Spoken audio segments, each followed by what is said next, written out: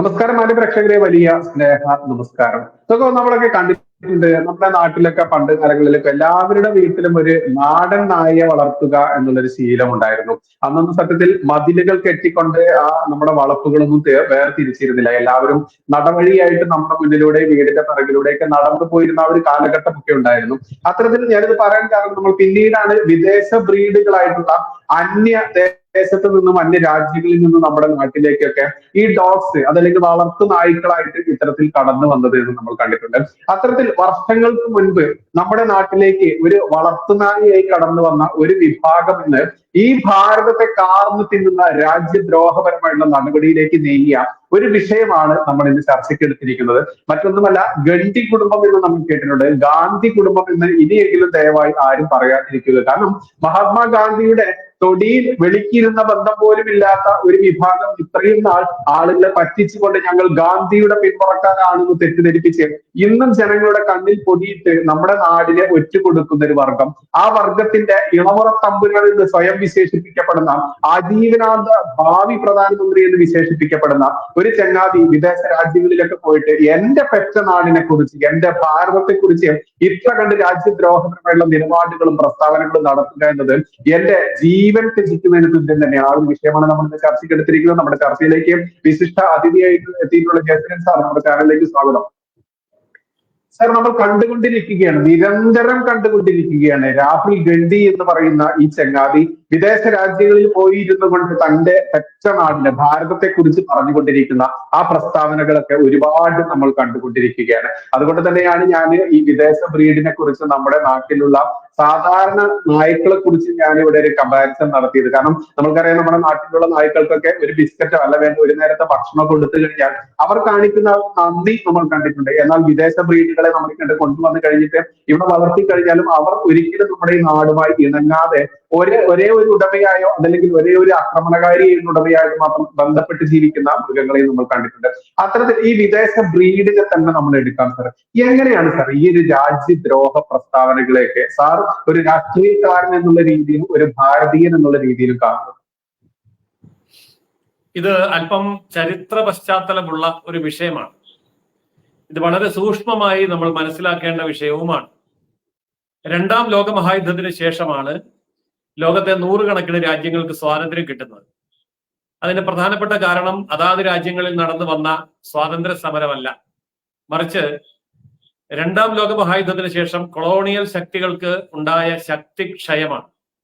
ഇപ്പോൾ അതിലേറ്റവും വലിയ കോളനി രാജ്യമായിരുന്നു, ഏറ്റവും വലിയ അധീശ ശക്തിയായിരുന്നു ബ്രിട്ടൻ. സൂര്യനസ്തമിക്കാത്ത ബ്രിട്ടീഷ് സാമ്രാജ്യം എന്നൊക്കെ നമ്മൾ പറയുന്നത് വെറുതെ അല്ല. നൂറുകണക്കിന് രാജ്യങ്ങൾ, ചെറുതും വലുതുമായ രാജ്യങ്ങൾ ബ്രിട്ടന്റെ കോളനികളായിട്ട് ഉണ്ടായിരുന്നു.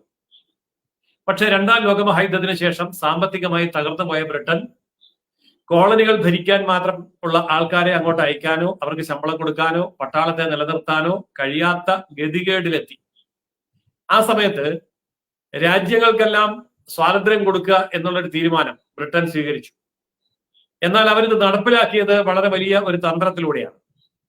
ഞങ്ങളുടെ ഗതികേട് കൊണ്ടും കയ്യിൽ കാശില്ലാത്തത് കൊണ്ടും സംഘടനാ സംവിധാനം പുലർത്താൻ മനുഷ്യൻ ഇല്ലാത്തത് കൊണ്ടും ഞങ്ങൾ സ്വാതന്ത്ര്യം കൊടുക്കുന്നു എന്നവർ പറഞ്ഞില്ല.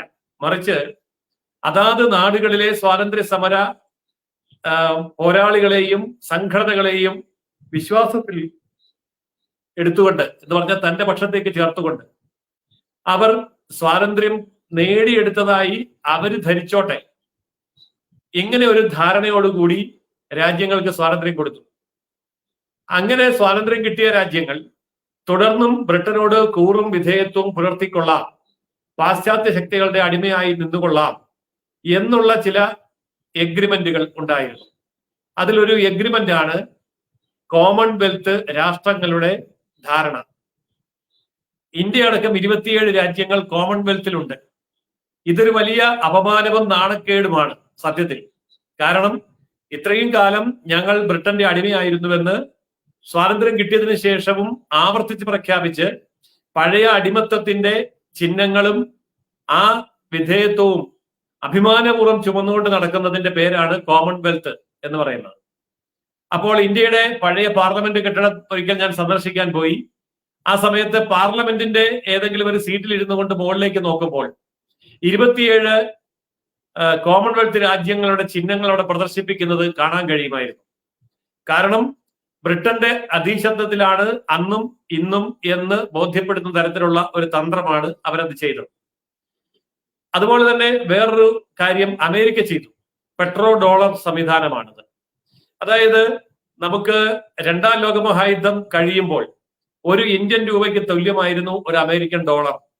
ഇന്ത്യയും അമേരിക്കയും എന്ന് മാത്രമല്ല, ചൈനയാണെങ്കിലും ജപ്പാനാണെങ്കിലും ഈവൻ പാകിസ്ഥാൻ ആണെങ്കിൽ പോലും അവിടുത്തെ ഒരു രൂപ എന്ന് പറഞ്ഞാൽ ഏറ്റവും അടിസ്ഥാന കറൻസി അമേരിക്കയിലെ ഒരു ഡോളറിന് തുല്യമായിരുന്നു.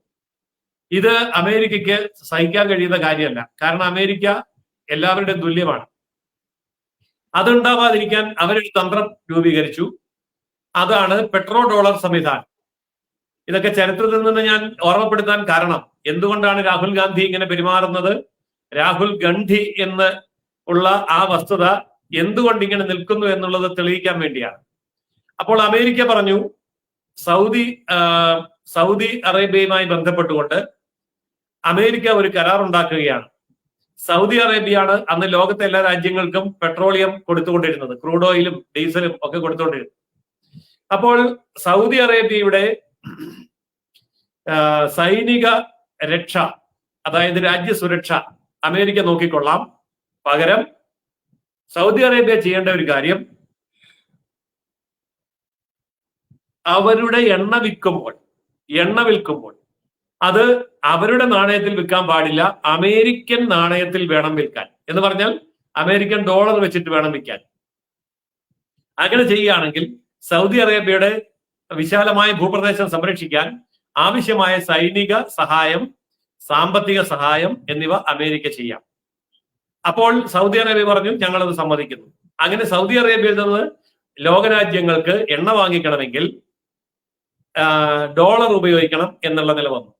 തുടർന്ന് എണ്ണ ഉൽപാദക രാജ്യങ്ങളായിട്ടുള്ള ഇസ്ലാമിക രാജ്യങ്ങൾ എല്ലാം കൂടി ഒന്നിച്ചു ചേർന്ന് ഒപെക് രാഷ്ട്രങ്ങൾ എന്ന് പറയുന്ന ഒരു രാഷ്ട്രങ്ങളുടേതായ ഒരു കൂട്ടായ്മ രൂപീകരിച്ചപ്പോൾ ഈ ഒപെക് രാഷ്ട്രങ്ങളെ കൊണ്ടും അമേരിക്ക ഇത് അംഗീകരിപ്പിച്ചു. അതായത് എണ്ണ വിൽക്കണമെങ്കിൽ, ക്രൂഡ് ഓയിൽ വിൽക്കണമെങ്കിൽ അത് ഡോളറിലെ പറ്റൂ. ഇത് അംഗീകരിച്ചതോടുകൂടി ഡോളറിന്റെ വില ഉയരാൻ തുടങ്ങി. അതായത് ഒരു ഇന്ത്യൻ രൂപയ്ക്ക് തുല്യമായിരുന്ന ഡോളർ 80 ഇന്ത്യൻ രൂപയ്ക്ക് തുല്യമായി മാറുന്നത് വരെ കാര്യങ്ങളെത്തി. ഇന്ത്യയിലെ ഉദാഹരണമല്ല ഞാൻ പറയുന്നത്, എല്ലാ രാജ്യത്തും ഇങ്ങനെയായിരുന്നു.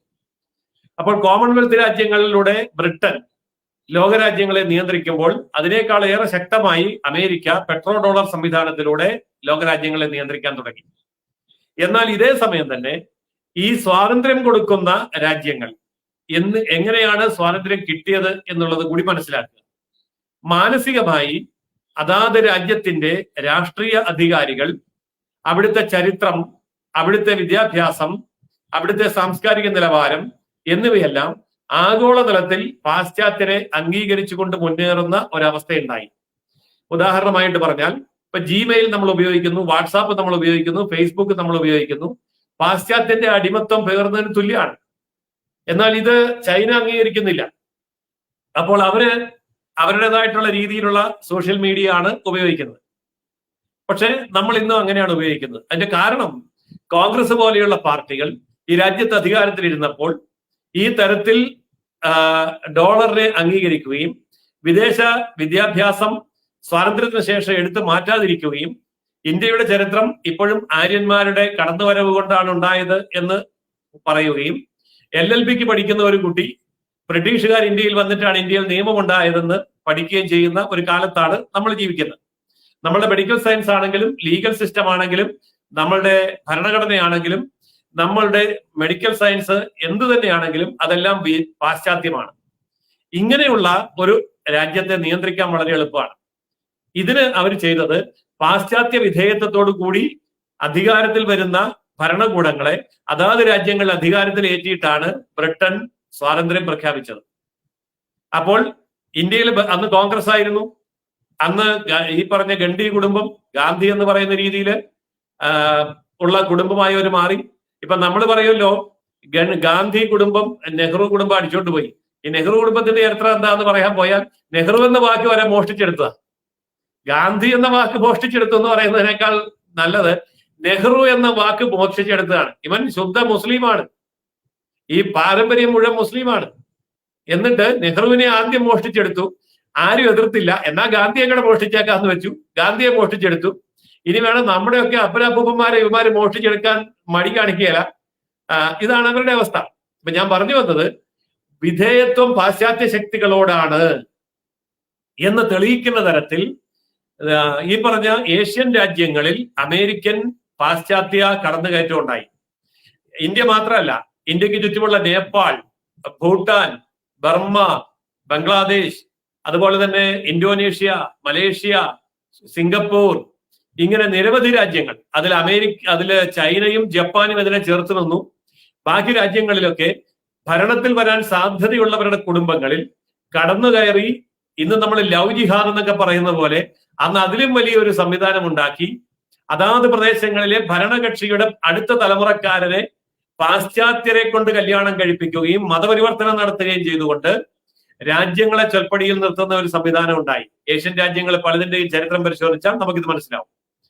അപ്പോൾ അത് തുർക്കി, ഇറാൻ, ഇറാഖ്, അഫ്ഗാനിസ്ഥാൻ, പാകിസ്ഥാൻ എന്ന് തുടങ്ങിയിട്ടുള്ള ഇസ്ലാമിക രാജ്യങ്ങളിൽ പെട്രോ ഡോളർ സംവിധാനം കൊണ്ട് അമേരിക്ക ഇത് ചെയ്തുവെങ്കിൽ ഇന്ത്യ, മ്യാൻമർ, ശ്രീലങ്ക, അതുപോലെ തന്നെ നമ്മുടെ നേപ്പാൾ, ഭൂട്ടാൻ എന്ന് തുടങ്ങി കിഴക്കോട്ടുള്ള രാജ്യങ്ങൾ, ജപ്പാൻ വരെ ഇതേ രീതിയിൽ മതപരിവർത്തനത്തിലൂടെയും സാംസ്കാരിക പരിവർത്തനത്തിലൂടെയും പാശ്ചാത്യ അടിമത്വം തുടരുന്ന ഒരു കാര്യം, ഒരു അന്തരീക്ഷം ഉറപ്പുവരുത്തിയിട്ടാണ് അവര് ഇന്ത്യ വിട്ടു പോകുന്നത്.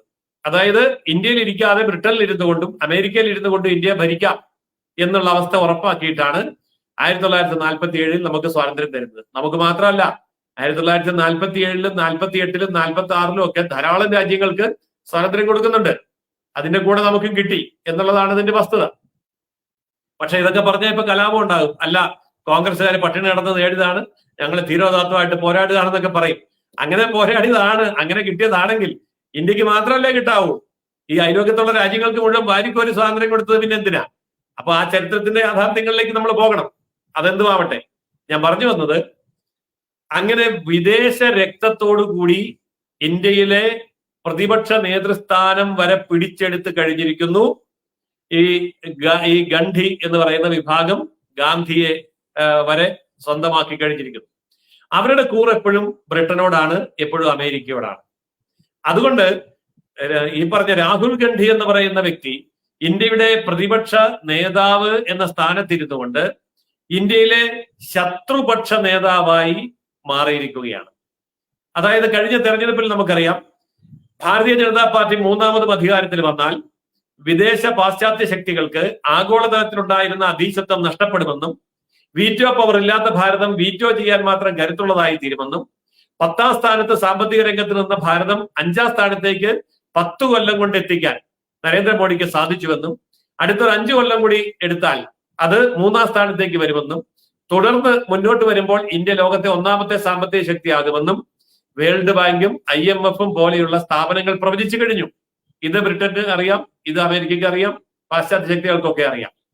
അപ്പോൾ പിന്നെ അവരെന്താണ് ചെയ്തത്? കഴിഞ്ഞ തെരഞ്ഞെടുപ്പിൽ ആഗോളതലത്തിലുള്ള ലോക വൻശക്തികൾ നരേന്ദ്രമോദിയെ താഴെ ഇറക്കാൻ വേണ്ടിയുള്ള ഒരു മുന്നണി ഉണ്ടാക്കി. അതിൽ ചൈനയുണ്ട്, പാകിസ്ഥാനുണ്ട്, അതുപോലെ ആസ്ട്രേലിയ ഉണ്ട്, അതേപോലെ ജർമ്മനി ഉണ്ട്, ബ്രിട്ടൻ ഉണ്ട്, ഫ്രാൻസ് ഉണ്ട്, കാനഡയുണ്ട്, അമേരിക്ക ഉണ്ട്. ഇത്രയും രാജ്യങ്ങൾ ഒന്നിച്ചു നിന്നുകൊണ്ട് നരേന്ദ്രമോദിയെ താഴെ ഇറക്കാൻ വേണ്ടി ശ്രമിക്കുമ്പോൾ ഇന്ത്യയിലുള്ളവർക്ക് ഇത് മനസ്സിലായത് ഒരു ലോക്സഭാ തെരഞ്ഞെടുപ്പായിട്ട് മാത്രം. പക്ഷെ അത് ലോക്സഭാ തെരഞ്ഞെടുപ്പ് മാത്രമായിരുന്നില്ല. ഇന്ത്യക്കെതിരെയുള്ള പാശ്ചാത്യ ശക്തികളുടെയും ഇസ്ലാമിക ശക്തികളുടെയും സംയുക്തമായിട്ടുള്ള ഒരു പടനീക്കമായിരുന്നു. പക്ഷേ ഭാരതത്തിന്റെ ഭാഗ്യം കൊണ്ട്, നരേന്ദ്രമോദിയുടെ ധീരമായ നേതൃത്വം കൊണ്ട് അതിനെ തടഞ്ഞു നിർത്താനും 3ാമതും അധികാരത്തിൽ വരാനും സാധിച്ചു എന്നുള്ളത് ആണ് യാഥാർത്ഥ്യം. ഇവിടെയാണ് പാശ്ചാത്യ നാടുകൾക്ക് വിരളി പിടിച്ചത്. അപ്പോൾ അവരുടെ കൈവശമുള്ള പ്രതിപക്ഷ നേതാവിനെ ശത്രുപക്ഷ നേതാവായി ഇന്ന് ലോകം മുഴുവൻ അവതരിപ്പിക്കുകയാണ്. അത് ബ്രിട്ടനിൽ പോയി പറയും, അമേരിക്കയിൽ പോയി പറയും. അവര് പ്ലാറ്റ്ഫോം കൊടുക്കുന്നിടത്തും മൈക്ക് വെച്ച് കെട്ടുന്നിടത്തും എല്ലാം പോയി ഇയാൾ ഈ നാടകം ആടിക്കൊണ്ടിരിക്കുകയാണ്. അതായത് രാഹുൽ ഗാന്ധിയെ സംബന്ധിച്ചിടത്തോളം അയാളുടെ കൂറ് പാശ്ചാത്യ ലോകത്തോടാണ്, ഇന്ത്യ വിരുദ്ധ പക്ഷത്താണ്. അതുകൊണ്ടാണ് ഞാൻ പറഞ്ഞത് പ്രതിപക്ഷ നേതാവല്ല, ശത്രുപക്ഷ നേതാവാണ്. അതായത് ചൈനയുടെ മാനസപുത്രനാണ് രാഹുൽ ഗാന്ധി. പാകിസ്ഥാന്റെ മാനസപുത്രനാണ്, അതേപോലെ തന്നെ ജർമ്മനിയുടെ മാനസപുത്രനാണ്, അതുപോലെ തന്നെ ബ്രിട്ടന്റെയും ഫ്രാൻസിന്റെയും അമേരിക്കയുടെയും കാനഡയുടെയും ഓസ്ട്രേലിയയുടെയും ഒക്കെ മാനസപുത്രനാണ്.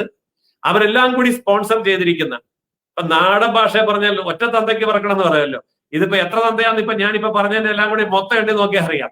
ആ രീതിയിലുള്ള ഒരു ഒരു ഒരു പാരമ്പര്യം, ആ രീതിയിലുള്ള ഒരു ദേശീയതയാണ് രാഹുൽ ഗാന്ധിയുടെ സിരകളിൽ കൂടി ഒഴുകുന്ന രക്തം. അതായത് ഭാരത വിരുദ്ധമായ, ഇന്ത്യ വിരുദ്ധമായ, ദേശവിരുദ്ധമായ നിലപാടുകൾ യാതൊരു ഉളുപ്പുമില്ലാതെ വിദേശ രാജ്യങ്ങളിൽ ചെന്ന് വിളമ്പാൻ അത് യൂണിവേഴ്സിറ്റികളിൽ അവസരം ഉണ്ടാക്കി കൊടുക്കും, പത്രമാധ്യമങ്ങളിൽ അവസരങ്ങൾ ഉണ്ടാക്കി കൊടുക്കും. അതാത് രാജ്യങ്ങൾ ഈ രാഹുൽ ഗാന്ധിയെ ഉയർത്തി കാണിക്കും.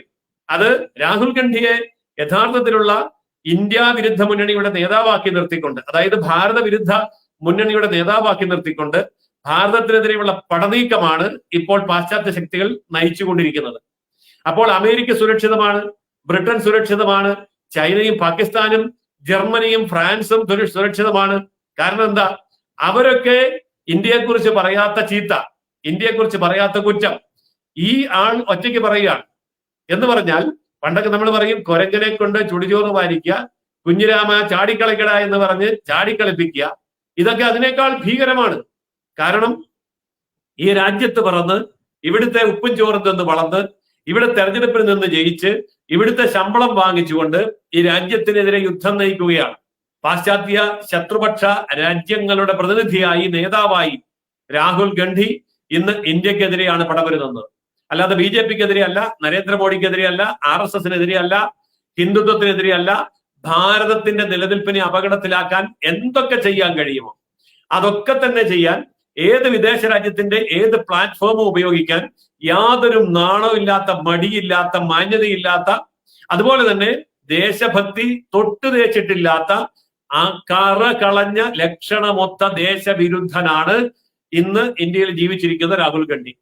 നമ്മൾ പറയും ഹൂണന്മാരാക്രമിച്ചു, ശകന്മാരാക്രമിച്ചു, മുഹമ്മദ് ഗസ്നി, മുഹമ്മദ് ഗോറി എന്നിവരെയൊക്കെ ആക്രമിച്ചു എന്ന് നമ്മൾ പറയും. അതുപോലെ തന്നെ നമ്മളെ ഇപ്പോൾ ആക്രമിച്ചുകൊണ്ടിരിക്കുന്ന, അകത്ത് നിന്നുകൊണ്ട് ആക്രമിച്ചുകൊണ്ടിരിക്കുന്ന ഭാരത വിരുദ്ധ മഹാശക്തിയാണ് ഈ പറയുന്ന രാഹുൽ ഗാന്ധി. രാഹുൽ ഗാന്ധിയുടെ പിറകിൽ ചൈനയുണ്ട്, പാകിസ്ഥാനുണ്ട്, ജർമ്മനിയുണ്ട്, ബ്രിട്ടനുണ്ട്, ഫ്രാൻസ് ഉണ്ട്, കാനഡയുണ്ട്, അമേരിക്കയുണ്ട്, ഓസ്ട്രേലിയ ഉണ്ട്, ഇനിയും പല രാജ്യങ്ങളുമുണ്ട്. അപ്പോൾ ഇവരെല്ലാം കൂടി ഇയാളെ വേഷം കെട്ടിച്ച് നിർത്തിയിരിക്കുകയാണ്. അതുകൊണ്ട് അയാളുടെ ജീവിത ദൗത്യം എന്ന് പറയുന്നത് ഏത് നിമിഷം വേണമെങ്കിലും ഇന്ത്യ വിട്ടുപോയി ഇറ്റലിയിൽ താമസിക്കാവുന്നത് പോലെ ഇറ്റാലിയൻ പൗരത്വമുണ്ട്, പാസ്പോർട്ടുണ്ട്, എല്ലാം സുരക്ഷയുമുണ്ട്. അതുകൊണ്ട് ഭാരതത്തെ തകർക്കുന്ന ഒരു അവസരത്തിൽ ഇയാൾ അറസ്റ്റിലായി അകത്തേക്ക് പോകുമെന്ന് കണ്ടാൽ ഓടി ഒളിക്കാൻ സ്വന്തം രാജ്യം എന്നുള്ള നിലയിൽ ഇറ്റലിയുണ്ട്, അഭയം കൊടുക്കാൻ ബ്രിട്ടനുണ്ട്, അമേരിക്കയുണ്ട്, മറ്റു രാജ്യങ്ങളുണ്ട്. അതുകൊണ്ട് ആ രാജ്യങ്ങളിൽ ഇരുന്നു കൊണ്ട് ഇയാൾ ആഞ്ഞടിക്കുകയാണ്. ഞാൻ ചോദിക്കട്ടെ, എന്തുകൊണ്ടാണ് ഇന്ത്യയുടെ മണ്ണിൽ ഇരുന്നു കൊണ്ട് ഇയാൾ ആഞ്ഞടിക്കാത്തത്? അടിച്ചിട്ടുണ്ടെങ്കിൽ ആ നിമിഷം അവന്റെ ചേപ്പക്കുറ്റി നോക്കി അടിക്കാൻ അവിടെ പിള്ളേരുണ്ട്, അടിച്ചുകളി. അതുകൊണ്ടാണ് വിദേശത്ത് പോയി സുരക്ഷിതമായിട്ട് ഇതുപോലെ പറയുന്നത്. ഏതായാലും വിദേശ ശക്തികളും കരുതിയിരിക്കണം എന്നാണ് ഈ അവസരത്തിൽ എനിക്ക് തോന്നുന്നത്. കാരണം വിദേശ രാഷ്ട്രങ്ങളും അവരുടെ ശക്തിയും എത്ര വലുതാണെങ്കിലും അവരുടെ പ്രശ്നങ്ങളിൽ ഇടപെടാൻ മാത്രം കരുത്ത് ഇന്ന് ഭാരതത്തിനുണ്ട് എന്നുള്ളതിന്റെ തെളിവാണ് കേവലം അജിത് ഡോവൽ ഇന്ന് റഷ്യൻ പ്രസിഡന്റിനെ കണ്ട് സംസാരിച്ചത്. അദ്ദേഹം ആഗ്രഹിച്ചത് നരേന്ദ്രമോദിയെ കണ്ട് സംസാരിക്കണമെന്നാണ്. പക്ഷെ നരേന്ദ്രമോദിക്ക് സമയമില്ല എന്ന് പറഞ്ഞപ്പോ എന്നാ പിന്നെ അജിത് ഡോവലിനെ വിട്ടാലും മതി, കാര്യം ഞങ്ങൾ തമ്മിൽ സംസാരിച്ചോളാം എന്ന് പറയുന്നൊരവസ്ഥയിലേക്ക് റഷ്യ പോലെയുള്ള വൻശക്തി മാറിയെങ്കിൽ ഭാരതം റഷ്യയെക്കാൾ വലിയ വൻശക്തിയാണ്, ലോക വൻശക്തിയാണെന്ന് അവർക്ക് മനസ്സിലായതുകൊണ്ടാണ് അജിത് ഡോവലുമായിട്ട് ചർച്ച ചെയ്യുന്നത്. അപ്പോൾ ആഗോളതലത്തിൽ നേരിട്ട് ഇടപെടുകയും അമേരിക്കയെ വെല്ലുവിളിക്കുകയും ചെയ്യുന്ന ഒരു വൻശക്തിയായി ഭാരതം മാറിയപ്പോൾ ഭാരതത്തെ തകർക്കേണ്ടത് ആഗോളതലത്തിലുള്ള പാശ്ചാത്യ ശക്തികളുടെ വലിയ ഉത്തരവാദിത്വമായി, കടമയായി, ദൗത്യമായി മാറി. അതിന്റെ പ്രതിപുരുഷനാണ് രാഹുൽ ഗാന്ധി എന്ന് പറയുന്ന ഇന്ത്യയുടെ ശത്രുപക്ഷ നേതാവ്. അതുകൊണ്ട് ഈ ശത്രുപക്ഷ നേതാവിനെ ശത്രുവായി ഈ രാജ്യം പ്രഖ്യാപിക്കുന്ന കാലം വരും എന്നാണ് എനിക്ക് തോന്നുന്നത്. കാരണം ഇന്ന് നമ്മൾ മാന്യവും മര്യാദയും ജനാധിപത്യ വീക്ഷണങ്ങളും ഒക്കെ പുലർത്തിക്കൊണ്ട് തെരഞ്ഞെടുപ്പിൽ നിന്ന് ജയിച്ചതല്ലേ, പ്രതിപക്ഷ നേതാവല്ലേ എന്നൊക്കെ നമുക്ക് എക്സ്ക്യൂസ് കൊടുക്കാം. പക്ഷെ പ്രതിപക്ഷ നേതാവിന് ഇന്ത്യൻ ഭരണഘടനയോട് വിധേയത്വവും കൂറുമുണ്ടായിരിക്കണം, പാർലമെന്റിനോട് വിധേയത്വവും കൂറുമുണ്ടായിരിക്കണം, ഈ രാജ്യത്തോട് അങ്ങേയറ്റത്തെ ദേശസ്നേഹവും ഭക്തിയും ഉണ്ടായിരിക്കണം. പക്ഷെ അദ്ദേഹം വിദേശത്ത് ചെന്ന് കുറ്റം പറയുന്നത് നരേന്ദ്രമോദിയെ അല്ല, ഭാരതീയ ജനതാ പാർട്ടിയെ അല്ല, RSSനെ അല്ല, ഹിന്ദുവിനെ അല്ല, മറിച്ച് ഭാരതത്തെയാണ്. ചൈനയുമായിട്ട് താരതമ്യപ്പെടുത്തുകയാണ്. ചൈനയിൽ എന്താ?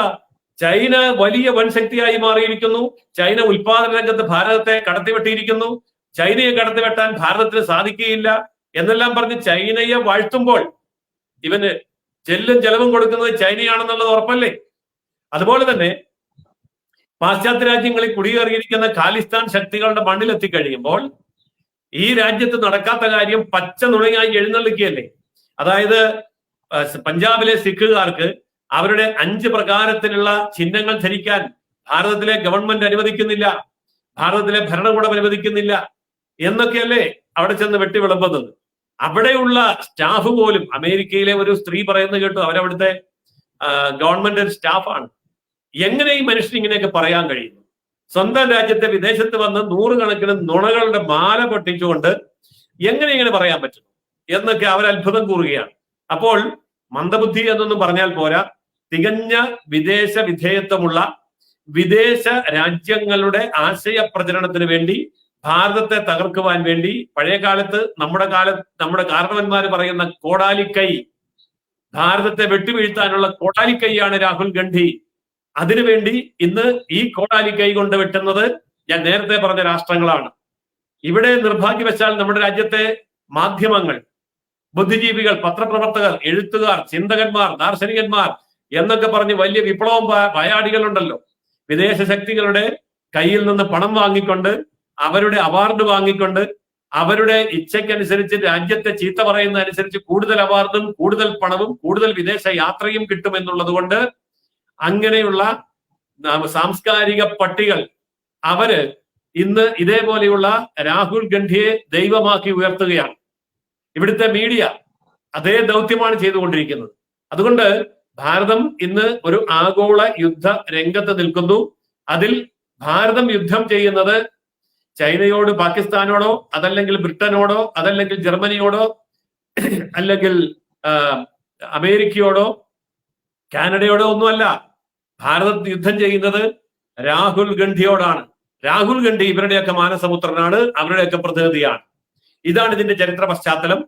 അതുകൊണ്ട് ഈ ഒരു യുദ്ധം ഭാരതത്തിലെ ജനത എത്രയും പെട്ടെന്ന് തിരിച്ചറിഞ്ഞില്ല എന്നുണ്ടെങ്കിൽ ഇയാള് കോൺഗ്രസ് നേതാവാണെന്ന് തെറ്റിദ്ധരിക്കും, ഇയാള് പ്രതിപക്ഷ നേതാവാണെന്ന് തെറ്റിദ്ധരിക്കും, ഇയാള് MP ആണെന്ന് തെറ്റിദ്ധരിക്കും. ഇയാൾ ഇതൊന്നുമല്ല, ഇയാൾ ഭാരത വിരുദ്ധനാണ്, ഭാരതത്തിന്റെ ശത്രുപക്ഷ നേതാവാണ് എന്നുള്ള യാഥാർത്ഥ്യം ജനങ്ങളിലേക്ക് എത്തിക്കേണ്ട ദൗത്യം തീർച്ചയായിട്ടും നമ്മൾക്കുണ്ട്. നമുക്കിന്ന് ചെയ്യാൻ കഴിയുന്ന ഏറ്റവും കരണീയമായിട്ടുള്ള കാര്യവും അത് തന്നെയാണ്. സർ, നമ്മൾക്കറിയാം 6.5 പതിറ്റാണ്ട് ഭാരതത്തെ ഭരിച്ചവർ തന്നെയാണ് ഇവർ. അത്രയ്ക്കൊന്നും അതിന്റെ 7 പോലും ഇപ്പോൾ നരേന്ദ്രമോദിജി 3ാമത്തെ ടേം ആയിട്ടുള്ളൂ. എത്രത്തോളം ടൈമിലേക്ക് എത്താൻ പറ്റുമെന്നുള്ളതൊക്കെ നമ്മൾ ഇനി കണ്ടറിയേണ്ട കാര്യം തന്നെയാണ്. ഇത്തരത്തിൽ 6.5 പതിറ്റാണ്ട് 65 വർഷം നമ്മുടെ രാജ്യത്തെ പിറകോട്ടടിച്ച് ഭരിച്ചിട്ടുള്ള ഇവർ ഇപ്പോൾ നമുക്കറിയാം ഒരു പ്രതിപക്ഷമില്ല എന്നുണ്ടെങ്കിൽ ആ ഭരണപക്ഷത്തിന്റെ ആ ജനാധിപത്യ രീതി പ്രകാരമുള്ള പ്രവർത്തനങ്ങൾ സുതാര്യമായിരിക്കില്ല എന്നുള്ളത് നമ്മൾ ഒരുപാട് കണ്ടുകൊണ്ടിരിക്കണം. അപ്പൊ പ്രത്യേകിച്ച് കേരളത്തിൽ തന്നെ എടുക്കുകയാണെങ്കിൽ ഇവിടുത്തെ പ്രതിപക്ഷം എത്രത്തോളം വീക്കാണ് എന്നുള്ളതും, അതുകൊണ്ട് തന്നെ എത്രത്തോളം മേൽക്കോയ്മയോടെ അതല്ലെങ്കിൽ ദുർഭരണമാണ് ഇവിടെ പിണറായി വിജയൻ ഭരിക്കുന്നത് എന്നൊക്കെ നമ്മൾ കാണുന്നതാണ്. അതുകൊണ്ട് പ്രതിപക്ഷത്തിന്റെ ആ ഒരു പ്രാധാന്യം എടുത്തു പറയേണ്ട ഒന്ന് തന്നെയാണ്. ഇന്നിപ്പോൾ കോൺഗ്രസ് എന്ന് പറയുന്ന ആ ഒരു കൂട്ടായ്മ ഇതിപ്പോ INDA എന്ന് പറയുന്ന കുത്തുമുന്നണിയിലേക്ക് മാറുന്നു. അപ്പോൾ ഈ പരമ്പരാഗത കോൺഗ്രസിന് സംഭവിച്ചിട്ടുള്ള അപജയം എത്രത്തോളമാണ്, ഇവർ എന്തുകൊണ്ടാണ് ഇവരിത് മനസ്സിലാക്കാത്തതും, ഈ ആഴത്തിലുള്ള അവരുടെ പതനം അത് എങ്ങനെയാണ് സർ ഇവരെ ഇനി പറഞ്ഞു മനസ്സിലാക്കുക? കാരണം ഇവിടെ രാഷ്ട്രീയപരമായിട്ട് കോൺഗ്രസ്സുകാരൻ, കമ്മ്യൂണിസ്റ്റുകാരൻ, BJP-കാരൻ എന്ന ആ വേർതിരിവിനേക്കാൾ ഉപരി ഭാരതീയൻ എന്നുള്ള രീതിയിൽ കൂടി ഒരു കോൺഗ്രസ് എന്ന് പറയുന്ന സംഘടനയുടെ ആ ഒരു രാഷ്ട്രീയ പാർട്ടിയുടെ പതനത്തെ എത്രത്തോളമാണ് ഇവർ ആഴത്തിലേക്ക് കൂട്ടിക്കൊണ്ടുപോയിട്ടുള്ളത്? അതായത് ഭാരതത്തിലെ പ്രതിപക്ഷ പാർട്ടികളെ നമ്മൾ പരിശോധിക്കാം. ദേശീയ തലത്തിൽ ഇന്ത്യൻ നാഷണൽ കോൺഗ്രസ്, ദേശീയ തലത്തിൽ കമ്മ്യൂണിസ്റ്റ് പ്രസ്ഥാനങ്ങൾ, ദേശീയ തലത്തിൽ സോഷ്യലിസ്റ്റ് പ്രസ്ഥാനങ്ങൾ എന്നിവയെ നമ്മൾ കണക്കിലെടുക്കുകയാണെങ്കിൽ ഇവർക്കെല്ലാം കിട്ടിയിരിക്കുന്ന ആശയം വിദേശ ആശയങ്ങളാണ്. കോൺഗ്രസിന്റെ സോഷ്യലിസം, കോൺഗ്രസിന്റെ മതേതരത്വം, ഇതൊക്കെ ഇന്ത്യയുടെ പുറത്തുനിന്ന് കോൺഗ്രസ് ഇറക്കുമതി ചെയ്തതാണ്. കമ്മ്യൂണിസ്റ്റ് പ്രസ്ഥാനം ഭാരതത്തിന് യോജിച്ചതല്ല, ലോകത്ത് ഒരു രാജ്യത്തിനും യോജിച്ചതല്ല, അത് പുറത്തുനിന്ന് ഇറക്കുമതി ചെയ്തതാണ്. സോഷ്യലിസ്റ്റ് പാർട്ടികൾ എന്ന് പറയുന്ന പാർട്ടികൾ അവരുടെ പ്രത്യയശാസ്ത്രമായിട്ട് അംഗീകരിച്ചിരിക്കുന്ന സോഷ്യലിസം, അത് അതിന് എന്തൊക്കെ പേരിട്ട് വിളിച്ചാലും കോൺഗ്രസ് അതിനെ നെഹ്റൂവിയൻ സോഷ്യലിസം എന്നോ ഗാന്ധിയൻ സോഷ്യലിസം എന്ന് പറയുന്നു, കമ്മ്യൂണിസ്റ്റുകാരത് കമ്മ്യൂണിസം എന്ന് പറയുന്നു, സോഷ്യലിസ്റ്റ് പാർട്ടികൾ അതിനെ സോഷ്യലിസം എന്ന് പറയുന്നു. ഇവരുടെ സോഷ്യലിസം എന്ന് പറയുന്നത് റഷ്യയിൽ നിന്ന് ചൈനയിൽ നിന്ന് കടം കൊണ്ടിരിക്കുന്ന കമ്മ്യൂണിസം തന്നെയാണ്. അപ്പോൾ വിദേശ ആശയങ്ങൾ, രാഷ്ട്രീയ പ്രത്യയശാസ്ത്രങ്ങൾ ഒരു രാജ്യത്തേക്ക് കടന്നു വന്നാൽ അത് ആ രാജ്യത്തിനെതിരായിട്ടല്ലാതെ നിലകൊള്ളാൻ സാധ്യമല്ല എന്നുള്ളതാണ് ലോക ചരിത്രം. ഏതൊരു രാജ്യത്തിന്റെയും ദേശീയതയിൽ അടിയുറച്ചു നിൽക്കുന്ന രാഷ്ട്രീയ പാർട്ടികളാണ് പ്രതിപക്ഷത്തും ഭരണപക്ഷത്തും വരേണ്ടത്.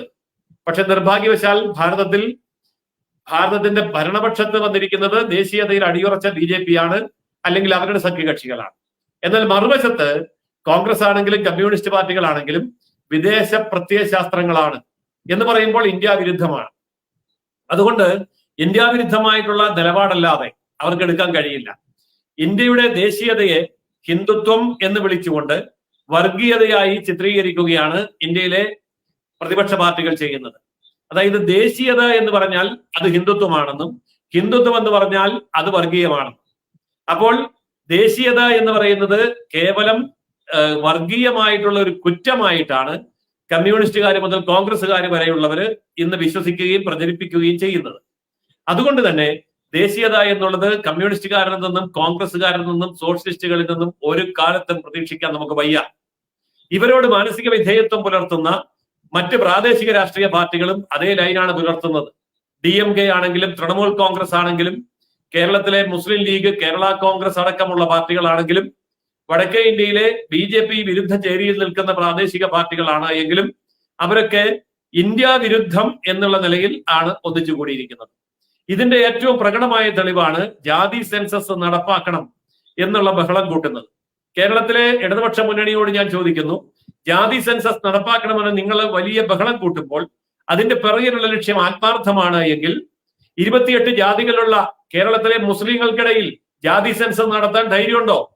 74 ജാതികളുള്ള കേരളത്തിലെ ക്രിസ്ത്യാനികളുടെ ഇടയിൽ, ക്രിസ്ത്യാനികളുടെ ജാതിയുടെ പേര് സഭ എന്നാണ്, 74 ജാതികളുള്ള കേരളത്തിലെ ക്രിസ്ത്യാനികളുടെ ഇടയിൽ ജാതി സെൻസസ് നടത്താൻ കേരളത്തിലെ LDF-നോ UDF-നോ ധൈര്യമുണ്ടോ? ഞാൻ വെല്ലുവിളിക്കുക. അപ്പോൾ 28 ജാതി എന്ന് ഞാൻ പറയുന്നത് പാലൊളി മുഹമ്മദ് കമ്മീഷൻ റിപ്പോർട്ടിനകത്ത് കേരളത്തിലെ 28 ജാതി മുസ്ലിങ്ങളുടെ പേരെടുത്ത് പറഞ്ഞിട്ടുണ്ട്. സംശയമുള്ളവർക്ക് വായിച്ചു നോക്കാം. അപ്പൊ ജാതി സെൻസസ് നടത്തണമെന്ന് പറയുമ്പോൾ 28 കേരളത്തിലെ മുസ്ലിം ജാതികളുടെ സെൻസസ് എന്താ എടുക്കാത്തെ? 74 ക്രൈസ്തവ ജാതികളുടെ സഭകളുടെ സെൻസസ് എന്താ എടുക്കാത്തെ? അപ്പൊ അതൊന്നും എടുക്കില്ലല്ലോ. അപ്പൊ ജാതി സെൻസസ് എന്ന് പറയുന്നത് വളരെ വ്യക്തമാണ്, ഇതൊരു വിദേശ അജണ്ടയാണ്. ഇനി വിദേശ അജണ്ട അല്ല എന്നുണ്ടെങ്കിൽ, അങ്ങനെ ആരെങ്കിലും വിശ്വസിക്കുന്നുണ്ട് എങ്കിൽ ഞാൻ അവരോട് ചോദിക്കുന്നു, കേരളത്തിലെ കത്തോലിക്കരുടെ കണക്ക്, യാക്കോബായക്കാരുടെ കണക്ക്, ഓർത്തഡോക്സുകാരുടെ കണക്ക്, മലങ്കരക്കാരുടെ കണക്ക്, യഹോവ സാക്ഷിയുടെ കണക്ക്, അതുപോലെ പെന്തക്കോസുകാരുടെ കണക്ക്, ഇങ്ങനെ 74 ജാതിയുണ്ട്, 74 സഭ. ഇവരുടെ ഓരോരുത്തരുടെയും കണക്ക് സെൻസസ് പ്രത്യേകം എടുത്തിട്ട് അവർക്ക് ആനുകൂല്യം കൊടുക്കാവോ? കേരളത്തിലെ 28 മുസ്ലിം ജാതിയുണ്ട്. പാലൊളി കമ്മീഷന്റെ അടിസ്ഥാനത്തിൽ ആ 28 മുസ്ലിം ജാതിയുടെ സെൻസസ് പ്രത്യേകം എടുത്തിട്ട് ആനുകൂല്യം കൊടുക്കാവോ എന്ന് ചോദിക്കുമ്പോൾ ഇവർ മിണ്ടുന്നില്ലല്ലോ. ഹിന്ദുക്കളെ ജാതി തിരിച്ച് കണക്കെടുക്കണമെന്നാ പറയുന്നത്. അപ്പൊ ഹിന്ദുക്കൾക്കിടയിലെ ജാതി ഉണ്ടെന്നും അത് ജാതി തിരിച്ച് കണക്കെടുക്കണമെന്നും ജാതി തിരിച്ച് ആനുകൂല്യം കൊടുക്കണമെന്ന് പറയുമ്പോൾ എന്തുകൊണ്ട് ക്രിസ്ത്യാനിയുടെയും മുസ്ലിമിന്റെയും ജാതി തിരിച്ച് കണക്കെടുക്കുന്നില്ല? ഞാനിത് പറയാൻ കാരണം ഇതൊരു പാശ്ചാത്യ അജണ്ടയാണ്. ഈ പാശ്ചാത്യ അജണ്ട ഇന്ത്യയുടെ മേൽ അടിച്ചേൽപ്പിച്ചാൽ ജാതിയുടെ പേരിൽ ഭാരതത്തിന്റെ ദേശീയ വികാരത്തെ തകർക്കാൻ കഴിയും, ദേശീയതയെ തകർക്കാൻ കഴിയും. ഇത് വിദേശ ബുദ്ധിയാണ്. ഇത് ബ്രിട്ടീഷുകാരുടെ കാലഘട്ടം മുതൽ ഇവിടെ പ്രാക്ടീസ് ചെയ്ത് വിജയിപ്പിച്ച് ഭാരതത്തെ ഭിന്നിപ്പിച്ച, പല രാജ്യങ്ങളായി ഭാരതത്തെ മാറ്റിയ ചരിത്രവും അനുഭവവുമാണ്. അതുകൊണ്ട് അഫ്ഗാനിസ്ഥാൻ ഉണ്ടായി, പാകിസ്ഥാൻ ഉണ്ടായി, ശ്രീലങ്ക ഉണ്ടായി, ബംഗ്ലാദേശ് ഉണ്ടായി, മറ്റു പല രാജ്യങ്ങളും ഇന്ത്യയിൽ നിന്നും ഭാരതത്തിൽ നിന്നുണ്ടായി. അതുപോലെ ഇനി കട്ടിംഗ് സൗത്തും കട്ടിംഗ് നോർത്തും കട്ടിംഗ് ഈസ്റ്റും കട്ടിംഗ് വെസ്റ്റും എല്ലാം കൊണ്ടുവന്നിട്ട് അതിന്റെയൊക്കെ അടിസ്ഥാനത്തിൽ ദ്രാവിഡ ആര്യവാദം കൊണ്ടുവരികയും തെക്കും വടക്കും വേർതിരിക്കുകയും സവർണ അവർണ വേർതിരിവുണ്ടാക്കുകയും ഓരോ ജാതിക്കും ഓരോ സംസ്ഥാനമോ രാജ്യമോ വേണമെന്ന് ആവശ്യപ്പെടുകയും ഒക്കെ ചെയ്യുന്ന പാശ്ചാത്യ അജണ്ടയാണ് രാഹുൽ ഗാന്ധിയുടെ നേതൃത്വത്തിൽ നടപ്പാക്കിക്കൊണ്ടിരിക്കുന്നത്. അത് തന്നെയാണ് ഇവിടുത്തെ കമ്മ്യൂണിസ്റ്റുകാർ പിന്തുണയ്ക്കുന്നത്. അത് തന്നെയാണ് ഇവിടുത്തെ മാധ്യമങ്ങൾ, പ്രസിദ്ധീകരണങ്ങൾ അങ്ങനെയുള്ളവര് പാശ്ചാത്യന്റെ പണം മേടിച്ചുകൊണ്ട് ഇന്ത്യയിൽ അടിച്ചേൽപ്പിച്ചുകൊണ്ടിരിക്കുന്നത്. അപ്പോൾ ഭാരത വിരുദ്ധമായിട്ടുള്ള, ഭാരതത്തെ തകർക്കാനുള്ള ഒരു തന്ത്രം എന്നുള്ള നിലയിലാണ് ഇന്ന് ഇവര് ഇത്തരം പ്രവർത്തനങ്ങളെ മുന്നോട്ട് വെക്കുന്നത്. അതുകൊണ്ട് അവർക്ക് ദേശീയതയില്ല. അവരുടെ കൂടെ നിൽക്കുന്ന ആരാണ്? ഒരിക്കലും ദേശീയതയെ അംഗീകരിക്കാത്ത ഇസ്ലാമിക രാജ്യങ്ങൾ. ഇസ്ലാമിക രാജ്യങ്ങൾക്ക് ദേശീയതയല്ല ഉള്ളത്, ശരീഅത്ത് നിയമമാണ് വേണ്ടത്. അപ്പൊ ലോകം മുഴുവൻ ശരീഅത്ത് നിയമം വന്നു കഴിഞ്ഞാൽ ദേശീയത എന്ന് പറയുന്നത് വിലങ്ങുതടിയാണ്. അതുകൊണ്ട് ദേശീയതയെ അവർ അംഗീകരിക്കുന്നില്ല. എന്നാൽ പാശ്ചാത്യ ശക്തികൾ ദേശീയതയെ അംഗീകരിക്കുന്നുണ്ട്, അതിൽ മുറുകെ പിടിക്കുന്നുണ്ട്. പക്ഷേ അവരെക്കാൾ വലിയൊരു രാഷ്ട്രമായിട്ട് വളർന്നു വരുന്ന ഭാരതത്തിന്റെ ദേശീയതയെ തകർത്തില്ല എങ്കിൽ ഭാരതത്തെ തകർക്കാൻ കഴിയില്ല. ഇതാണ് രാഹുൽ ഗാന്ധി എന്ന് പറയുന്ന വിദേശ കോടാലി കൈകൊണ്ട് ഇന്ന് പാശ്ചാത്യ ശക്തികൾ ഇവിടെ നടപ്പാക്കിക്കൊണ്ടിരിക്കുന്ന ദൗത്യം. സർ, ഇത് എവിടെ വരെ ആയിരിക്കും എത്തിച്ചേരുക? ഇപ്പൊ നമുക്ക് കോൺഗ്രസ് എന്ന് പറയുന്നത് അപ്രസക്തമായിരിക്കുന്നു നമ്മുടെ നാട്ടിൽ. 38ഓളം വരുന്ന ആളുകളെ ഒന്നിച്ച്, അതിൽ ലോക ശക്തികളെ ഒന്നിച്ച് പിടിച്ചിട്ട് ഭാരതീയ ജനതാ പാർട്ടിയോട് മുട്ടിയിട്ടും തോറ്റുപോയ ആ ഒരു ഇന്ത്യ മുന്നണി, കുത്തുമുന്നണി, അത്തരത്തിൽ ഇനി കോൺഗ്രസിന്റെ ഗതി എവിടേക്കായിരിക്കും വരിക? ഈ ഗണ്ഡി കുടുംബത്തെ ആശ്രയിച്ച് പോയി കഴിഞ്ഞാൽ എന്തായിരിക്കും ഈ നാട്ടിലെ ഈ ഗണ്ഡി ഭക്തരുടെ അവസ്ഥ വരിക? ശരിക്കും കോൺഗ്രസിനെ കാത്തിരിക്കുന്നത് സർവനാശമാണ്. അതായത് കോൺഗ്രസിൽ ഇപ്പോഴും സാധാരണ പാവങ്ങളായിട്ടുള്ള ധാരാളം ഹിന്ദുക്കൾ കോൺഗ്രസിൽ ഇപ്പോഴും കുടുങ്ങിക്കിടപ്പുണ്ട്. ഇപ്പൊ കേരളത്തിലെടുത്ത് നോക്കിയാൽ തന്നെ കോൺഗ്രസിന് ധാരാളം ഹിന്ദു MP-മാരുണ്ട്, ഹിന്ദു MLA-മാരുണ്ട്, പഞ്ചായത്ത് മെമ്പർമാർ വരെയുണ്ട്. അവരൊക്കെ ധരിച്ചിരിക്കുന്നത് കോൺഗ്രസ് എന്ന് പറയുന്നത് ഒരു ദേശീയ പാർട്ടിയാണ്. ഭാരതത്തിന്റെ ദേശീയതയോട് കൂറുണ്ട്, വിശ്വസ്തതയുണ്ട്, സ്നേഹമുണ്ട്, ആദരവുണ്ട്, ബഹുമാനമുണ്ട്, ഭക്തിയുണ്ട് എന്നൊക്കെയാണ്. പക്ഷെ ഇതൊന്നും കോൺഗ്രസിന്റെ തലപ്പത്തുള്ള ഗണ്ഡി കുടുംബത്തിലില്ല. അവര് പാശ്ചാത്യരുടെ ഉപകരണങ്ങൾ മാത്രമാണ്. ഈ വസ്തുത താഴെത്തട്ടിലുള്ള കോൺഗ്രസ്സുകാർ തിരിച്ചറിയുമ്പോൾ വലിയ മാറ്റം ഉണ്ടാകും. ഇപ്പോൾ കമ്മ്യൂണിസ്റ്റ് പാർട്ടിയുടെ ആദർശങ്ങൾ മുകൾ തട്ടിലില്ല എന്ന് താഴെത്തട്ടിലുള്ള കമ്മ്യൂണിസ്റ്റുകാർ തിരിച്ചറിയുമ്പോൾ നൂറുകണക്കിന് ആൾക്കാർ, ഗ്രാമമടക്കം കേരളത്തിൽ പോലും BJP-യിൽ ചേരുകയാണ്. അപ്പോ എന്ന് പറയുന്ന പോലെ കമ്മ്യൂണിസ്റ്റ് പ്രസ്ഥാനം ഇന്ന് തകരുന്നത് പോലെ അതിനേക്കാൾ വേഗത്തിൽ കോൺഗ്രസ് പ്രസ്ഥാനം ഈ യാഥാർത്ഥ്യം തിരിച്ചറിയുന്നതോടുകൂടി ദേശീയതയിലേക്ക് തിരിച്ചു വരും. അപ്പൊ ദേശീയത എന്ന് പറയുന്നത് കോൺഗ്രസിലുണ്ട് എന്ന് തെറ്റിദ്ധരിച്ചിരിക്കുന്ന പാവങ്ങളായ ധാരാളം ഹിന്ദുക്കൾ അതിനകത്ത് കുടുങ്ങിക്കിടക്കുന്നത് കൊണ്ടാണ് കോൺഗ്രസ് പാർട്ടി ഇന്ന് അവശേഷിക്കുന്നത്. എന്നാൽ കോൺഗ്രസ് പാർട്ടിയുടെ നേതൃത്വം ഹിന്ദുക്കളിലല്ല എന്നും കോൺഗ്രസ് പാർട്ടിയുടെ നേതൃത്വം ഇന്ത്യ വിരുദ്ധരുടെ കൈകളിലാണ് എന്നും പാശ്ചാത്യ ശക്തികളുടെ കേവലം ഉപകരണങ്ങൾ മാത്രമാണ് ഇന്നത്തെ കോൺഗ്രസ് പാർട്ടിയും അതിന്റെ നേതൃത്വമെന്നും അണികൾ തിരിച്ചറിയുന്ന സമയത്ത് കോൺഗ്രസിനെ കൈയൊഴിയും. ഒരു സംശയവും വേണ്ട. ത്രിപുരയിലും പശ്ചിമ ബംഗാളിലുമൊക്കെ എപ്രകാരമാണോ കമ്മ്യൂണിസ്റ്റ് പ്രസ്ഥാനം ഇല്ലാതായി BJP മുന്നോട്ട് വന്നത്, അതേപോലെ തന്നെ കോൺഗ്രസിന്റെ തനിനിറം പുറത്തായി കഴിയുന്ന സമയത്ത് തീർച്ചയായിട്ടും കോൺഗ്രസിനെ കൈവെടിഞ്ഞുകൊണ്ട് ആ പ്രസ്ഥാനത്തെ ഭാരതത്തിന്റെ മണ്ണിൽ കുഴിവെട്ടി മൂടിയിട്ട് അതിൽ അടിമകളായി കഴിഞ്ഞ മഹാഭൂരിപക്ഷം വരുന്ന ഹിന്ദുക്കൾ കോൺഗ്രസിനെ ഉപേക്ഷിക്കുന്ന അവസ്ഥയിലേക്കാണ് കാര്യങ്ങൾ പോയിക്കൊണ്ടിരിക്കുന്നത്. അങ്ങനെ പോകുന്ന അവസരം, അധികാരം നഷ്ടപ്പെടുമ്പോൾ, പ്രധാനമന്ത്രിയാകാൻ സാധ്യമല്ല എന്ന് വരുമ്പോൾ, സ്വന്തം പാർട്ടി തന്നെ ഇല്ലാതായിക്കൊണ്ടിരിക്കുമ്പോൾ ഈ സോണിയാഗാന്ധി തന്റെ മക്കളെയും കൊച്ചുമക്കളെയും എല്ലാം കൂട്ടി ഇറ്റലിയിലേക്ക് വിമാനം കയറുന്ന കാഴ്ചയും അനധിവിദൂര ഭാവിയിൽ നമുക്ക് കാണാൻ കഴിയും. കാരണം അവരുടെ കണക്കുകൂട്ടലുകൾ ഇത്തവണ ഗാന്ധി കുടുംബ അധികാരത്തിൽ വരും എന്നായിരുന്നു. പാശ്ചാത്യര്, അമേരിക്കക്കാരും ബ്രിട്ടീഷുകാരും അടക്കം, ഇറ്റലിക്കാരും ജർമ്മനിക്കാരും അടക്കം ഇവരെയൊക്കെ പറഞ്ഞു പഠിപ്പിച്ചിരുന്നത് ഞങ്ങൾ അട്ടിമറിച്ച് തരാം, ഞങ്ങൾ നരേന്ദ്രമോദിയെ താഴെ ഇറക്കി തരാം, നിങ്ങൾ ഞങ്ങൾക്ക് വേണ്ടി ഒന്ന് പ്രധാനമന്ത്രി സ്ഥാനത്ത് കയറിയിരുന്നാൽ പിന്നെ ഭാരതത്തെ നമ്മുടെ ചൊൽപ്പടിയിൽ നിർത്താം എന്നായിരുന്നു. അവരിൽ നിന്ന് കിട്ടിയ ഉറപ്പാണ് കോൺഗ്രസ് പാർട്ടി ഇന്ത്യയിലെമ്പാടുമുള്ള മറ്റ് പ്രാദേശിക പാർട്ടികളെ, 38 പ്രാദേശിക പാർട്ടികളെ ഒപ്പം നിർത്താനും കമ്മ്യൂണിസ്റ്റ് പാർട്ടിയുടെ നിർലോഭമായ പിന്തുണ ലഭിക്കാനും വേണ്ടി ഉപയോഗിച്ചത്. പക്ഷെ ഇപ്പൊ അവർക്ക് മനസ്സിലായി, ഈ ഘടകകക്ഷികൾക്ക് മനസ്സിലായി, ഇനി കോൺഗ്രസിന്റെ കൂടെ നിന്നിട്ട് കാര്യമില്ല. അതുകൊണ്ട് കോൺഗ്രസിന്റെ മുന്നണിയിലുള്ള 38 പാർട്ടികളിൽ നിരവധി പാർട്ടികൾ അടുത്ത വർഷങ്ങളിൽ BJP-യുടെ മുന്നണിയിലേക്ക്, ദേശീയ ജനാധിപത്യ സഖ്യത്തിലേക്ക് ചേക്കേറും. കമ്മ്യൂണിസ്റ്റ് പാർട്ടിയും കോൺഗ്രസ് പാർട്ടിയും തീരെ ക്ഷയിക്കും. ദേശവിരുദ്ധമായിട്ടുള്ള രാഹുൽ ഗാന്ധിയുടെ ഇത്തരം പ്രസ്താവനകളും നീക്കങ്ങളും ഭാരതത്തില് വലിയ ചർച്ചയ്ക്ക് ഇടയാകും. അത് ഗ്രാമഗ്രാമാന്തങ്ങളിലേക്ക് അരിച്ചിറങ്ങി ചെല്ലുമ്പോൾ രാജ്യദ്രോഹപരമായ വിദേശ ശക്തിയാണ് ഇന്നും കോൺഗ്രസിനെ ഭരിക്കുന്നത് എന്ന് മനസ്സിലാവുന്നതോടെ കോൺഗ്രസിന്റെ അന്ത്യം ആരംഭിക്കും. ഇതാണ് സംഭവിക്കാൻ പോകുന്നത്. സർ, നമ്മൾ കണ്ടു കർഷക സമരത്തിന്റെ പേരിൽ അഴിഞ്ഞാടി ഭാരതത്തിൽ വിധ്വംസക പ്രവർത്തനങ്ങൾ, അതല്ലെങ്കിൽ ശാന്തി സമാധാനം തകർക്കുന്ന രീതിയിലുള്ള പ്രവർത്തനങ്ങൾ, അങ്ങനെ ഒട്ടേറെ പിന്നിലേക്ക് നമ്മൾ സഞ്ചരിച്ചു കഴിഞ്ഞാൽ ഒരുപാട് ഈ പറയുന്ന കലാപങ്ങൾക്ക് ആസൂത്രണം നൽകുന്ന രീതിയിലേക്ക് മാറിയിട്ടുള്ള ഒരുപാട് ആസൂത്രണങ്ങൾ നമ്മൾ കണ്ടു. ഇനി ഓരോ ഭാരതീയനും സൂക്ഷിച്ചിരിക്കേണ്ടത് എന്താണ് സാർ? ഇനി വരാനിരിക്കുന്ന നാളുകളിൽ എന്തായിരിക്കും ഇവരുടെ അവസാന കൈ, അച്ചകൈ പ്രയോഗം എന്നൊരു പ്രയോഗമുണ്ടല്ലോ, ആ രീതിയിലേക്ക് ഇവർ നീങ്ങുകയാണെങ്കിൽ, കാരണം നരേന്ദ്രമോദിജി അട്ടിമറിക്കാൻ പറ്റിയില്ല, അത് അവസാനത്തെ കൈയായിരുന്നു. ഇനി എന്തൊക്കെ ആയിരിക്കും, ഏതൊക്കെ രീതിയിലായിരിക്കും സാർ ഇവർ രംഗത്ത് വരിക? എങ്ങനെയാണ് ഇവരെ നമ്മൾ കരുതിയിരിക്കേണ്ടത്? പലതരത്തിൽ കരുതിയിരിക്കേണ്ടതായിട്ടുണ്ട്. ഇപ്പോ ആർട്ടിഫിഷ്യൽ ഇന്റലിജൻസ് AI ഉപയോഗിച്ചുകൊണ്ട് വ്യാജ പ്രചരണങ്ങൾ ധാരാളമായിട്ട് നടക്കും. ഇപ്പൊ കഴിഞ്ഞ ദിവസം രത്തൻ ടാറ്റയുടെ ശബ്ദവും വീഡിയോയും ഉപയോഗിച്ചുകൊണ്ട് ഒരു തട്ടിപ്പ് പരിപാടി വന്നിരുന്നു.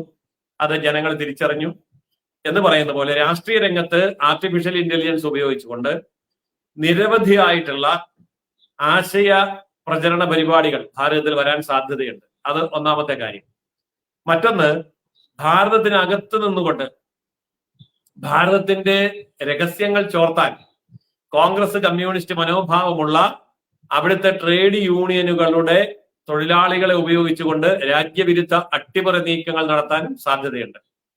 അതുമാത്രമല്ല, വിദേശ ശത്രു രാജ്യങ്ങളുടെ ഏജന്റുമാരായി കമ്മ്യൂണിസ്റ്റുകാരും കോൺഗ്രസുകാരും ശക്തമായി രംഗത്ത് വന്നുകൊണ്ട് ഈ രാജ്യത്തെ ഒറ്റുകൊടുക്കാനുള്ള സാധ്യതയും വളരെ ഏറെയാണ്. അപ്പോൾ അതിനൊക്കെയുള്ള ലക്ഷണങ്ങളാണ് ഇന്ന് രാഹുൽ ഗാന്ധിയുടെ വാക്കുകളിലൂടെയും പ്രവൃത്തികളിലൂടെയും പുറത്തു വരുന്നത്. അതായത് എന്താണോ രാഹുൽ ഗാന്ധി ലോകരാജ്യങ്ങളിൽ പോയി ചെയ്യുന്നത്, അത് തന്നെ കോൺഗ്രസ് പാർട്ടിയും കമ്മ്യൂണിസ്റ്റ് പാർട്ടി അടക്കമുള്ളവര് അവരുടെ പ്രാദേശിക നേതാക്കളെ ഉപയോഗിച്ചുകൊണ്ട് ഭാരതം മുഴുവൻ നടപ്പാക്കാൻ വേണ്ടി ശ്രമിക്കും. അതിൽ നുണപ്രചരണങ്ങൾക്കും സോഷ്യൽ മീഡിയയിലും ആർട്ടിഫിഷ്യൽ ഇന്റലിജൻസിലും ഒക്കെ വളരെ വലിയ ആസൂത്രണങ്ങൾ വിദേശ രാജ്യങ്ങൾ നടപ്പാക്കി ഇവിടെ അത് ഇംപ്ലിമെന്റ് ചെയ്യാൻ വേണ്ടി കോൺഗ്രസുകാരെയും കമ്മ്യൂണിസ്റ്റുകാരെയും ഇവിടുത്തെ ചില മാധ്യമങ്ങളെയും ഏൽപ്പിക്കും. അങ്ങനെ അടുത്ത തിരഞ്ഞെടുപ്പ് വരുമ്പോഴേക്കും BJPക്ക് ഒരു 4ാം ഊഴം കൊടുക്കാതിരിക്കാൻ വേണ്ടിയുള്ള എല്ലാ നീക്കങ്ങളും നടക്കും. പക്ഷേ ഒരു കാര്യം ഉറപ്പാണ്, ലോകം എങ്ങനെയൊക്കെ എന്തൊക്കെ കളിച്ചാലും എവിടം വരെ പോകും എന്നുള്ളത് കഴിഞ്ഞ തവണത്തെ തെരഞ്ഞെടുപ്പ് വിജയത്തോടു കൂടി BJPക്ക് ബോധ്യമായിട്ടുണ്ട്.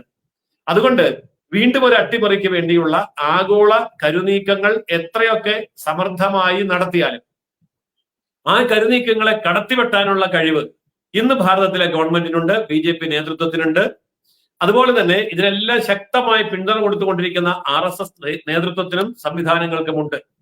അതുകൊണ്ട് മറ്റേതെങ്കിലും ഒരു രാജ്യത്ത് കടന്നു ചെന്ന് അവിടുത്തെ രാഷ്ട്രീയ പാർട്ടിയെ സ്വന്തമാക്കി രാഷ്ട്രീയ അട്ടിമറി നടത്തുന്നത് പോലെ ഏറ്റവും അവസാനം നമ്മൾ കണ്ടത് ബംഗ്ലാദേശിലാണ്. അപ്പൊ ബംഗ്ലാദേശിനെ അട്ടിമറിക്കുന്നത് പോലെ, ശ്രീലങ്കയെ അട്ടിമറിക്കുന്ന പോലെ, മാലദ്വീപിനെ അട്ടിമറിക്കുന്നത് പോലെ ഭാരതത്തിൽ ഒരു അട്ടിമറി അസാധ്യമാണ്.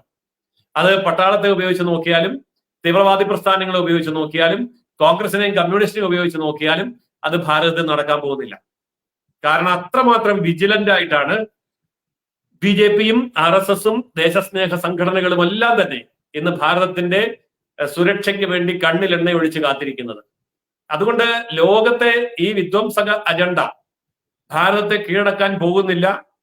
നമുക്കറിയാമല്ലോ, ദേശസ്നേഹമുള്ള വളരെ ചെറിയൊരു ജനതയാണ് ഇസ്രയേലിലെ യഹൂദന്മാര്. ആ യഹൂദന്മാരെ പരാജയപ്പെടുത്താൻ നമ്മുടെയൊക്കെ ഒരു സംസ്ഥാനത്തിന്റെ ഒക്കെ മാത്രം വലിപ്പമുള്ള, നമ്മുടെയൊക്കെ ഒരു സംസ്ഥാനത്തിന്റെ പകുതി പോലും ജനസംഖ്യ ഇല്ലാത്തൊരു ജില്ലയിലെ ജനസംഖ്യ മാത്രമുള്ള ഇസ്രയേലിനെതിരെ ഇത്രയേറെ രാജ്യങ്ങൾ, 59 മുസ്ലിം രാജ്യങ്ങൾ ഒന്നിച്ചിരുന്ന് ആഞ്ഞടിഞ്ഞിട്ടൊന്നും ചെയ്യാൻ പറ്റിയില്ല.